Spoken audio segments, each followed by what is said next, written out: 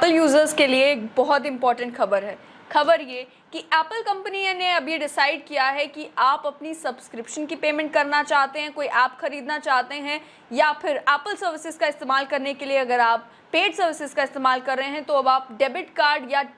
Credit card से payment India में नहीं कर पाएंगे। हाँ, अगर आपका डेबिट कार्ड या क्रेडिट कार्ड इंडिया से बाहर किसी और देश का है तो आप उसका इस्तेमाल कर सकते हैं, लेकिन अपनी सब्सक्रिप्शंस के लिए अगर आपको पेमेंट करनी है तो अब आप डेबिट या क्रेडिट कार्ड का इस्तेमाल इंडिया में नहीं कर पाएंगे। आपको यूपीआई का या फिर नेट बैंकिंग का सहारा लेना पड़ेगा। ये सब हो इसलिए रहा है क्योंकि आप जानते हैं कि आरबीआई ने जो नई डायरेक्शंस पास की थी सभी कंपनीज को, सभी जितनी भी कंपनीज हैं उनको ये कहा था नई डेटा स्टोरेज गाइडलाइंस के तहत कोई भी कंपनी इंडियन यूजर्स के कार्ड का डेटा स्टोर नहीं कर सकती। इसके चलते टेक्नोलॉजी जायंट एप्पल ने ये इन्फॉर्म किया है कि इंडिया में जितने भी कस्टमर्स हैं किसी का भी क्रेडिट कार्ड का या डेबिट कार्ड का डेटा स्टोर नहीं किया जाएगा। और अगर आपको कोई भी परचेज करनी है, ऐप स्टोर से कोई ऐप परचेज करनी है, एप्पल स्टोरेज के लिए अगर आपने ऑप्ट किया हुआ है उसकी आपकी पेमेंट जो है ईयरली जाती है, तो ये सारी पेमेंट करने के लिए अब आपको यूपीआई या नेट बैंकिंग का सहारा लेना पड़ेगा। डेबिट कार्ड और क्रेडिट कार्ड का इस्तेमाल आप नहीं कर सकते।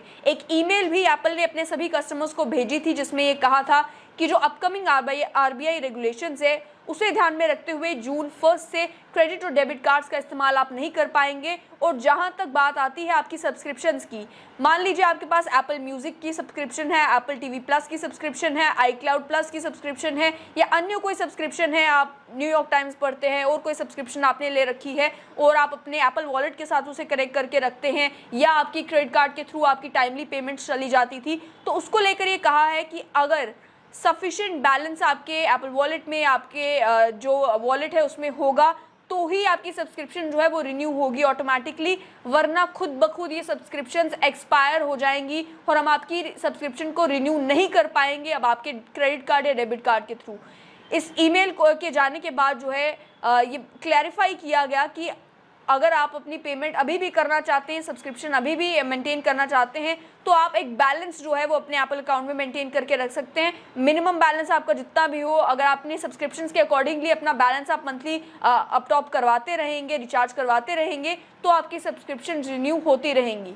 आरबीआई की इन गाइडलाइंस की अगर बात की जाए तो पिछले साल दिसंबर में आरबीआई ने इसकी डेडलाइन को एक्सटेंड किया था, जब स्टेक होल्डर्स ने कहा था कि हमें थोड़ा और वक्त दे दिया जाए इन नई गाइडलाइंस को इम्प्लीमेंट करने के लिए। आरबीआई की गाइडलाइन साफ तौर पर ये कहती हैं कि कोई भी मर्चेंट, कोई भी पेमेंट एग्रीगेटर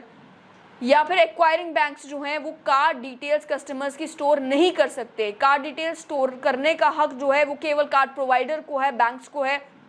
यानी कि जिस बैंक ने कार्ड इशू किया है उसके पास तो डिटेल्स होगी। अन्य कोई भी जो ट्रेडिंग प्लेटफॉर्म है और कोई भी जो है ई कॉमर्स प्लेटफॉर्म है वो आपके कार्ड की डिटेल्स स्टोर नहीं कर सकता है। इसके साथ साथ में ये कहा गया कि जितनी भी कंपनीज हैं वो कस्टमर के डेटा को पर्च करें और टोकनाइजेशन का इस्तेमाल करें। टोकनाइजेशन एक तरीका है जिसके ज़रिए आपके कार्ड का नंबर तो स्टोर नहीं किया जाता, लेकिन एक टोकन असाइन कर दिया जाता है जिसके थ्रू ये मान लिया जाता है कि आप इस कार्ड का इस्तेमाल कर रहे हैं। वो टोकनाइज कार्ड का इस्तेमाल करने से आपका जो डेटा है वो भी सेफ गार्ड होता है और कंपनीज को भी ऑनलाइन परचेजेस में और बाकी सब चीज़ों में आसानी होती है। तो मार्च 17, 2020 को ये कह दिया गया था कि जून 30, 2021 से ये गाइडलाइंस जो है वो इन इफेक्ट आएंगी। उसके बाद दोबारा से दिसंबर 31, 2021 को 6 महीने के लिए इस गाइडलाइंस की डेडलाइन को जो है वो एक्सटेंड किया गया। अब जो है अलग अलग कंपनीज इसी तरीके से जितने भी कस्टमर्स हैं उनको सब्सक्रिप्शन को लेकर कह रही है, चाहे नेटफ्लिक्स हो, न्यूयॉर्क टाइम्स हो, वॉशिंगटन पोस्ट हो,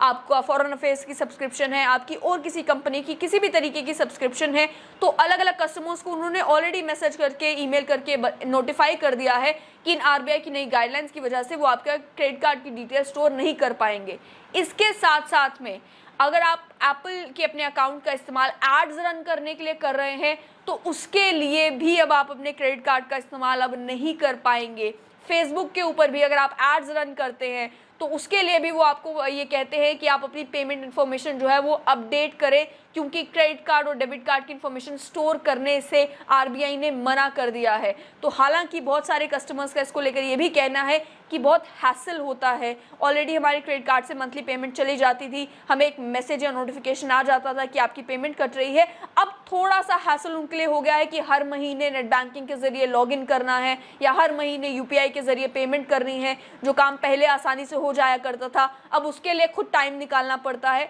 तो ये कस्टमर्स की कुछ शिकायत तो ज़रूर है, लेकिन आरबीआई ने साफ तौर पर ये कहा है कि कस्टमर के डेटा की सेफ्टी के लिए, इंडियन सिटीजन्स के डेटा की सेफ्टी के लिए, और ये क्रेडिट कार्ड इन्फॉर्मेशन जो, डेबिट कार्ड इन्फॉर्मेशन जो है वो अलग अलग कंपनी स्टोर करके ना रखे, इसे इंश्योर करने के लिए सभी कंपनीज को डायरेक्शन दे दी गई हैं और एप्पल भी इन डायरेक्शंस का पालन अब करने वाला है।